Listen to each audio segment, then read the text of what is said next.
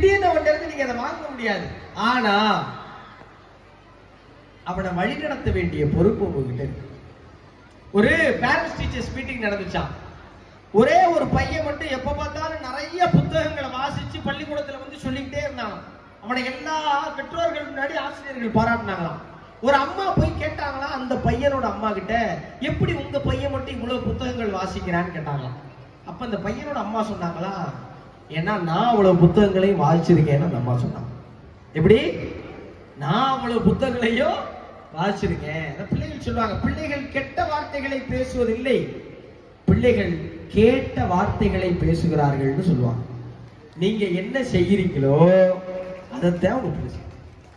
School பாத்தீங்களா ஆதரவு பெருகுது. ஸ்கூல் விட்டு வந்த உடனே புத்தகத்தை எடுத்து வச்சு படிப்பா அப்படின்னு சொல்லிட்டு நீங்க சீரியலை பார்த்துக்கிட்டு இருந்தீங்கன்னா அவனும் பக்கத்துல உட்காந்து சீரியல் தான் பார்ப்பான். சுகுமாரன் சாருக்கு எல்லாரும் ஒரு நல்ல கிளாப் கொடுங்க. எங்கள் பள்ளிக்கு வந்ததுக்கு நன்றி சார். பெற்றோர்கள் பிள்ளைங்க ஸ்கூல் விட்டு வந்த உடனே என்ன பார்க்க கூடாது, அவங்களே போன் தானே பாக்குறாங்க. எடுத்தோன்னு இன்ஸ்டாகிராம்ல போய் உதடை சிகப்பாக்குவதற்கு என்ன செய்வது, பீட்ரூட்டில் கொஞ்சம் எலுமிச்சம்பழத்தை கலந்து மஞ்சத்தூளை போட்டு அதை 3 நாள் ஊற வைத்து உதட்டிலே தடவி வந்தால் உதடு தக்காளி பழம் போல் சிவந்து விடும். புள்ள தக்காளி பழத்தோட வருது, அம்மா வாங்க சேர்ந்து செய்வோமா. நீங்க இத பார்த்தீங்கன்னா பிள்ளைங்க அதை தான் பார்க்கணும். உங்கள் பிள்ளைகள் எதை பார்க்க வேண்டும் என்பதை நீங்கள் முடிவு செய்ய வேண்டும். பிள்ளை போனை பார்த்து கெட்டு போறேன், பிள்ளை போனை பார்த்து கெட்டு போறேன், பிள்ளை போனை பார்த்து கெட்டு போறேன், நம்ம எல்லாரும் கம்ப்ளைண்ட் பண்றோம்ல. நான் என்ன சொல்றேன், பிள்ளைகள்கிட்ட போனை கொடுங்க, அவன் என்ன பார்க்கறாங்கிறத கூட உட்கார்ந்து பாருங்க. அவன் என்ன பார்க்கறாங்கிறத கூட உட்கார்ந்து பாருங்க. அதை விட என்ன பெரிய வேலை இருக்கு நமக்கு? நீங்க கூட உட்கார்ந்து ஒரு பையன் செல்போன்ல என்ன பார்க்கறாங்கிறத பாத்தீங்கன்னா அவன் தப்பா ஏதாவது பார்க்க வாய்ப்பு இருக்கா? வாய்ப்பு இருக்கா? ஒருபோதும் கிடையாது. இன்னும் ஒரு படி மேல போங்க. அவன் என்ன பார்க்கறாங்கிறத மட்டும் பார்க்காதீங்க, அவன் என்ன பார்க்கணுங்கிறதை நீங்க முடிவு செய்யுங்க. அவன் என்ன பார்க்கணுங்கிறதையும் நீங்க முடிவு செய்யுங்க. இன்னைக்கு பிள்ளைகள் படிப்பை கடந்து எவ்வளவோ சாதிக்கிறாங்க. உலகம் முழுவதும் பிள்ளைகள் சாதிக்கிறாங்க. 2022 ரிஃபாத் ஷாருங்கிற ஒரு பையன் கரூர் மாவட்டம் பள்ளப்பட்டி கிராமத்தை சேர்ந்த 17 வயசு பையன் 64 கிராம்ல ஒரு சேட்டலைட் கண்டுபிடிச்சாரு. சேட்டலைட் எத்தனை கிராம்ல கண்டுபிடிச்சாரு? 64 கிராம்ஸ். நம்ம சேட்டலைட்னா வானத்துக்கு மேல பறக்கும், ராட்சசத்தனமா இருக்கும், விழுந்தா நம்ம எல்லாம் மண்டைய போட்டுருவோம்ல கதை கட்டிட்டு இருந்தோம்ல. அந்த பையன் கண்டுபிடிச்ச சேட்டலைட்டோட அளவு எவ்வளவு? தீப்பெட்டியை விட சின்னம். எப்படிப்பா அதை கண்டுபிடிச்சேன்னு அந்த பையன் கேட்கிறாங்க. அந்த பையன் சொல்றாரு, எங்க அப்பா அதை எப்படி கண்டுபிடிக்கிறேன்னு எனக்கு வழிகாட்டினாரு, அதனால நான் கண்டுபிடிச்சேன். அதை கண்டுபிடிச்சது மட்டும் பெரிய விஷயம் இல்ல. நாசால இருந்து அழைப்பு கொடுக்குறாங்க, இந்த சேட்டலைட்டோட காப்பிரைட்ஸ் எங்களுக்கு கொடுங்க, நீங்க எவ்வளவு பணம் கேட்டாலும் தரேங்கிறாங்க. ரிஃபாத் சாருக்கு சொல்றாரு, இந்த சேட்டலைட்டுக்கு நான் கலாம் சேட்னு பேர் வைக்கிறேன். எப்படி அப்துல் கலாம் ஐயா அந்த தேசத்துக்காக வாழ்ந்தாரோ அப்படி இந்த சேட்டலைட்டும் இந்த தேசத்துக்காக அர்ப்பணிக்கப்படுகிறதுன்னு அந்த பையன் சொன்னார். அப்ப அவங்க அப்பா அறிவை மட்டும் சொல்லி கொடுக்கல, அறத்தையும் சொல்லி கொடுத்திருக்காரு. இது ரெண்டையும் யாருதான் சொல்லி கொடுக்க முடியும்? அப்பா அம்மா தான் சொல்லி. உங்கள் பிள்ளைகள் எதை பார்க்கணுங்கிறத முடிவு பண்ணுங்க. ரொம்ப நம்ம சாதாரண பகுதிகளில் இருந்து பிள்ளைகள் எப்படி மேல வர்றாங்க, ஏன் மேல வர்றாங்க? இப்ப நடந்த சம்பவம் சென்னையில நார்த் மெட்ராஸ், வட சென்னைனா நம்ம நினைக்கிறோம் அடிதடி வெட்டு குத்து போதை வஸ்துகளுக்கு பிரபலமான பகுதி வட சென்னை எல்லாம் பேசிட்டு இருக்காங்கல்ல. அதே வட சென்னை பகுதியில ஒரு சாதாரண ஆட்டோ டிரைவரோட பொண்ணு காஜிமான், அந்த பொண்ணுடைய பேர், 12 வயசு பொண்ணு, கேரம் போர்டுல இன்டர்நேஷனல் லெவல்ல 3 தங்க பதக்கம் வாங்கிட்டு வந்தாங்க. தமிழ்நாடு அரசு அந்த பொண்ணுக்கு 1 கோடி ரூபாய் கொடுத்துச்சு. எவ்வளவு கொடுத்துச்சு? 1 கோடி. நீ பார்த்த? ஆமா நான் பார்த்தேன்.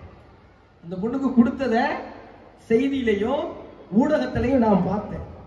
கேரம் போர்டு விளையாண்டதுனால அந்த பொண்ணு 1 கோடி வாங்குச்சா? இல்ல, கேரம் போர்டு தான் தன் வாழ்க்கைன்னு முடிவெடுத்ததுனால அந்த பொண்ணு 1 கோடி வாங்குச்சு. ஒரு ஆட்டோ டிரைவர் தன் பொண்ணை இவ்வளவு தூரம் தயார் செய்ய முடியும்னா நம்ம ஏன் நம்ம பிள்ளைகளை தயார் செய்ய முடியாதுங்கிறத தயவு செஞ்சு யோசிச்சு பாருங்க. பெற்றோர்கள்ட்ட நான் கேட்கறது ஒன்னே ஒண்ணுதான், உலகம் முழுவதும் எந்த நாட்டிலும் இது போன்ற பெற்றோர்களே இல்லை. கல்யாணம் ஆகி ஒரு குழந்தை பிறந்ததுக்கு அப்புறம் உங்க சுய விருப்பங்கள் எல்லாம் தள்ளி வச்சிருக்கீங்க. உங்களுக்கு என்ன பிடிக்குங்கிறத பத்தி ஒருபோதும் யோசிக்கிறது கிடையாது. 1000 ரூபாய்க்கு புடவை கொடுத்தா எல்லா அம்மாக்களும் 500 ரூபாய்க்கு புடவை வாங்கிட்டு 500 ரூபாய் பிள்ளைக்கு கொடுக்கறது தானே யோசிக்கிறீங்க. எல்லா அப்பாக்களும் ஜீன்ஸ் பேண்ட்ல இருந்து ஏன் காட்டன் பேண்ட்டுக்கு மாறுறீங்க? ஜீன்ஸ் பேண்டோட காட்டன் பேண்ட் விலை குறைவு, அந்த காசுல பிள்ளைக்கு ஏதாவது தின்பண்டம் வாங்கிட்டு போனான்னு நினைக்கிறீங்க. பிள்ளைகளுக்காகவே வாழ்றீங்க, சரியா? எவ்வளவு நேரம் பிள்ளைகளோட வாழ்றீங்க? இந்த கேள்வியை மட்டும் வீட்டுல போய் கேட்டு பாருங்க. பிள்ளைகளுக்காகவே வாழ்றீங்க, வெளியில போறீங்க, கடன் வாங்குறீங்க, அவமானப்படுறீங்க, பிள்ளைகளுக்காக தான் உழைக்கிறீங்க, உங்க தேவைகளை குறைச்சிக்கிறீங்க, உங்க சுகபோகங்களை தவிர்க்கிறீங்க. ஆனா பிள்ளைகளோட எவ்வளவு நேரம் வாழ்றீங்கன்னு தெரிஞ்சு. நம்ம வீட்டுல, நம்ம பக்கத்து வீட்டுல யாரோ ஒரு பையன் போதையை பயன்படுத்திட்டு வந்து உட்கார்ந்து இருக்கான். ஏன் இவ்வளவு நாள் அந்த பெற்றோருக்கு தெரியாம போச்சு? பிள்ளை நம்ம வீட்டுக்கு தானே வருது நைட்டு சாப்பிட.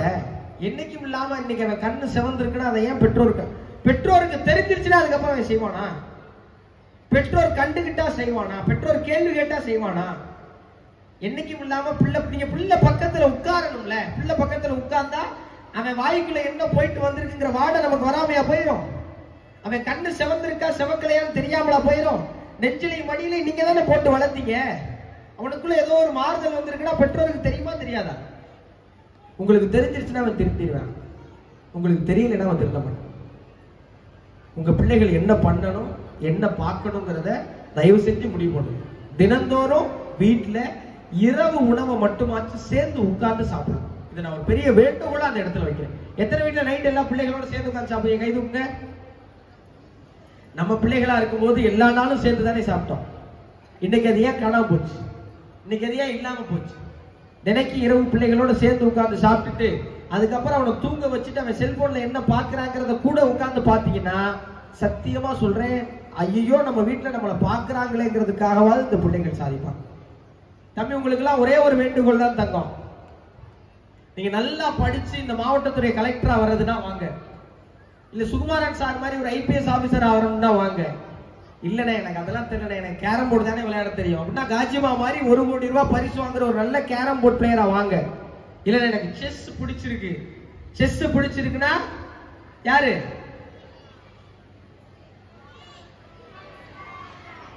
என்னது? பிரக்யானந்தா மாதிரி வாங்க. இல்ல எனக்கு மியூசிக் பிடிச்சிருக்குன்னா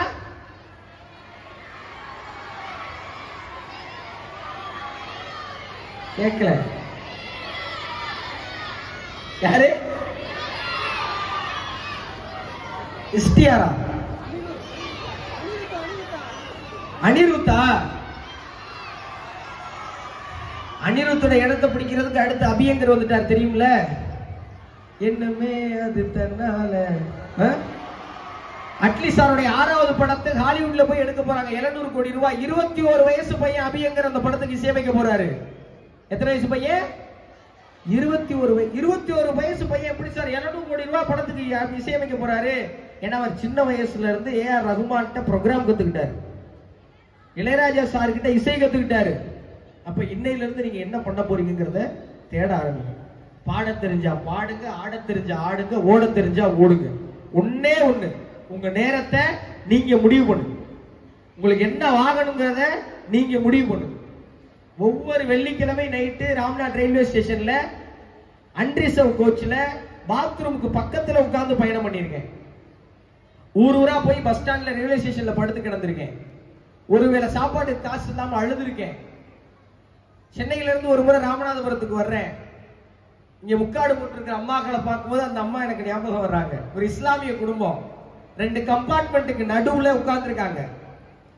நல்ல ஒரு பெரிய தூக்குவாளியில கடலைப்பருப்புலாம் போட்ட லெமன் சோறு, வறுத்த மீன், இதெல்லாம் எடுத்து வச்சு அந்த குடும்பம் சாப்பிடுது. சொல்லும் போது இப்ப எனக்கு எச்சி ஊறுது பாருங்க. அந்த வீட்டுல 2 வயசு பிள்ளைங்க, ஒரு பெரிய அம்மா, ஒரு பெரிய தாத்தா, 2 ஆண்கள், பெண்கள், குழந்தைகள், ஒரு 7-8 பேரு அப்படியே உட்கார்ந்து அந்த குடும்பம் சாப்பிட்டுக்கிட்டு இருக்கு. நான் கொஞ்சம் தூரமா நின்று அந்த பாக்குறேன். அந்த அம்மா அந்த மூடியில கொஞ்சம் லெமன் சோறையும் மீனையும் வச்சு சாப்பிடுறியா அந்த மீனை கேட்டாங்க. வெக்கம் தாங்க முடியாம ஓடிட்டேன். நான் எவ்வளவு பசியோட அந்த அம்மாவை பார்த்திருந்தா அந்த அம்மா என்னை பார்த்து சாப்பிடுவியா அந்த மீன் கேட்பாங்க. எவ்வளவு பசியோட இருந்திருந்தா அந்த அம்மா என்னை கேட்டிருப்பாங்க. ஆனா அன்னைக்கு எனக்கு இருந்தது வயிற்று பசி மட்டும் இல்ல, வெற்றி பசி, ஜெயிக்கணுங்கிற பசி இருந்துச்சு. ஜெயிக்கணுங்கிற பசி இருந்துச்சு. இன்னைக்கு நான் பசியோட இருக்கிற நிறைய பேருக்கு சாப்பாடு கொடுக்க என்ன செய்யலாம்னு யோசிக்கிற இடத்துக்கு நகர்ந்து வந்திருக்கேன். எப்படி அன்ரிசர்வ் கோச்ல பாத்ரூமுக்கு பக்கத்துல அந்த பாத்ரூம் நாத்தத்துல தூக்கிட்டு போயிருக்கேன். இன்னைக்கு ஃபர்ஸ்ட் ஏசி கோச்ல உட்கார்ந்தா மேல லைட் எரியுது. பாத்ரூம் அவைலபிளா இருந்தா பச்சை லைட் தான், அவைலபிளா இல்லைன்னா சிகப்பு லைட் தான். ஃபர்ஸ்ட் ஏசில ஃபர்ஸ்ட் கோச்ல இப்படி எல்லாம் இருக்குங்கிறதே ஏறினாதான் தெரியுது. நம்மள நிறைய பேர் இன்னும் ஏறவே இல்லை. பிக் பாஸ் நிகழ்ச்சியில எனக்கு கிடைச்ச பெரிய மகிழ்ச்சி உங்க எல்லாருடைய அன்பு கிடைச்சது. விஜய் சேதுபதி அவர்கள் அந்த கடைசி மேடையில என் கையை உயர்த்தினது, அந்த வீட்டுல எல்லாருடைய அன்பையும் பெற்றது, போட்டியில ஜெயிச்சது, 40-50 லட்சம் ரூபாய் காசு பணம் வந்ததெல்லாம் கடந்து இந்த உலகம் முழுவதும் பார்க்கிற மேடையில எங்க அம்மாவை ஏத்தி நிறுத்தினது. ஒரு சாதாரண கிராமத்துல 7ஆம் வகுப்புக்கு அப்புறம் படிக்க வசதி இல்லாம கூலி தொழிலாளியா வீட்டுக்கு போய் 10 பாத்திரம் தேய்ச்ச ஒரு பெண்ணை, 50 ஆண்டுகளா உழைச்ச ஒரு பெண்ணை உங்களுடைய 50வது வயதுல உலகம் பார்க்கிற மேடையில ஏத்தி நிறுத்தி உங்க பையனோட நீங்க நல்லா பேசுறீங்கம்மான்னு விஜய் சேதுபதி என்ன வாயால சொன்ன அந்த வார்த்தைகள் இருக்குல்ல, அதை விட பெரிய போதை எதுவுமே இல்லை தம்பி. கைதட்டலுக்காக ஓடுங்க, கையில வச்சு பயன்படுத்துற வஸ்துகளை தூக்கி எறிங்க. எனக்கு தெரியும் நிச்சயமா இந்த பள்ளிக்கூடத்துல இருந்து யாராவது ஒரு 10 பேர் அடுத்த 10 ஆண்டுகள்ல தமிழ்நாட்டில் மிக முக்கியமான பொறுப்புல வருவீங்க. இந்த பிள்ளைங்க தான், இந்த பிள்ளைங்க இல்ல, யாரோ ஒரு 10 பேர் இங்க உட்கார்ந்து யாரோ ஒரு 10 பேர் தவிர்க்க முடியாத இடத்துக்கு வருவீங்க. என்னை மாதிரி ஒரு ஊடகவியலாளன் ஆகலாம், ஒரு நடிகன் ஆகலாம், ஒரு ஸ்போர்ட்ஸ் மேன் ஆகலாம், ஒரு அதிகாரி ஆகலாம், என்ன வேணா ஆகலாம். ஆனா அந்த 10 பேர் யாருங்கிறது யாருக்குமே தெரியாது. அது நீங்களாங்கிறத முடிவெடுத்துக்க வேண்டிய கடமை மட்டும் உங்களுக்கு இருக்கு. அதை மட்டும் கடைசியா ஒரே ஒரு கதை ஒண்ணு இருக்கு, அதை சொல்லிட்டு நான் நிறைவு செய்யலாம்னு நினைக்கிறேன். ஒரு ஊர்ல ஒரு ராஜா என்ன பண்ணாரா, அந்த நாட்டுடைய சிறந்த வீரன் யாருன்னு கண்டுபிடிக்க நினைச்சாரா. அதனால ஒரு பெரிய குளம் வெட்டியிருக்காரு. இங்க இருந்து அந்த கடைசி காம்பவுண்ட் சுவர் வரைக்கும் வைங்களேன். அந்த குளத்துல விஷ பாம்பு முதல்ல விஷ செடி எல்லாம் போட்டு யார் அந்த குளத்தை நீந்தி கடந்து மேல வர்றானோ அவன் தான் சிறந்த வீரன். அவனுக்கு 100 ஏக்கர் நிலம் தர்றேன், இல்லைன்னா 1000 ஆடு தர்றேன், அதுவும் இல்லைன்னா என் பொண்ணே தர்றேன் இருக்காரு. பொண்ணுன்னா அழகு, எனக்கு லேடி கட்ட போற அளவுக்கு பிரமாதமா இருக்கு. பார்த்தா ஊர்ல இருந்து எல்லாரும் ஓடி விட்டாங்க. இளைஞர்கள் பூரா குளத்தை சுத்தி நிக்கிறாங்க. குளத்தை பார்த்தோன்னே பூரா பேருக்கு டர் ஆகி போச்சு. ஏன்னா உள்ள கிடந்து முதல்ல வா வாங்குது, பாம்பு போங்குது, இதே பூரா குதிக்கிறது. இப்படி தயங்கிட்டே நிற்கும் போது சடார்னு என்னை மாதிரி ஒரு இளைஞன் வந்து குதிச்சுட்டான். குதிச்சா முதல்ல எல்லாம் மிதிச்சு பாம்பெல்லாம் பறக்க விட்டு விஷ செடியெல்லாம் அத்து எரிஞ்சிட்டு வெளியே வந்துட்டான். கொண்டாடிட்டாங்க. இந்த மாதிரி கூட்டம் மேடையில ஏத்தி கட்டி பிடிச்சு முத்தம் கொடுக்குறாங்க. ராஜா கை கொடுத்து கேட்கிறார், என்ன தம்பி வேணும்? 100 ஏக்கர் நிலம் வேணுமா? வேணாம் ராஜா. 1000 ஆடு வேணுமா? வேணாம் ராஜா. ஓஹோ, என் பொண்ணு வேணுமா? வேணாம் ராஜான்னு இருக்கான். இப்ப ராஜா அப்போ வந்துருச்சு. யாரா அவன் பைத்தியக்காரன்? ஏன்னா அப்புறம் எதுக்கு நான் புதுச்ச என்ன வேணும்? என்னை எவன் தள்ளி விட்டான்னு தெரிஞ்சாலும் இருக்கான். பயத்திலே புறாத்தையும் தள்ளி விட்டு மேலே இருந்திருக்காங்க. வாழ்க்கை அப்படிதாங்க, வாழ்க்கை அப்படிதான் இருக்கும். நம்மள அப்ளிகேஷன் போட்டோம், excuse me my dear mom and dad, வர மே மாசம் 26ஆம் தேதி கிவ் மீ எ பர்த் நான் கேட்டோம். பெத்து போட்டாங்க, வந்து விழுந்துட்டோம். இப்ப இந்த குளத்துல முதல்ல பாம்பு விஷ செடி பூரா இருக்கு. முதல்ல வாய்க்குள்ள எத்தனை பல்லு இருக்குன்னு என்ன போனோம்னா கழுத்தோட கடிச்சு திரும்பிடும். பாம்புக்கு பல்லு இருக்கா நாக்கு இருக்கான்னு பதம் பார்க்க நினைச்சா அது நம்மளை போட்டு தள்ளிடும். விஷச்செடியுடைய வேறு எது வரைக்கும் போகுதுன்னு பார்த்துக்கிட்டு இருந்தோம்னா அதுவும் நம்மளை முடிச்சிடும்.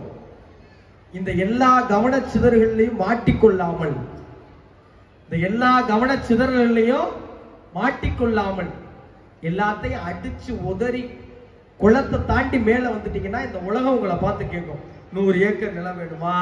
1000 ஆடு வேணுமா? இல்ல என் பொண்ணே வேணுமான்னு கேட்கும். அப்ப எதுவும் வேணாமையா, என்னை என் பாட்டில் விட்டுருங்க அப்படின்னு சொல்ற முடிவு உங்க கையில இருக்கு.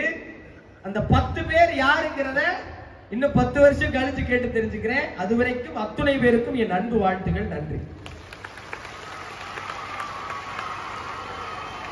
கல்வி ஒரு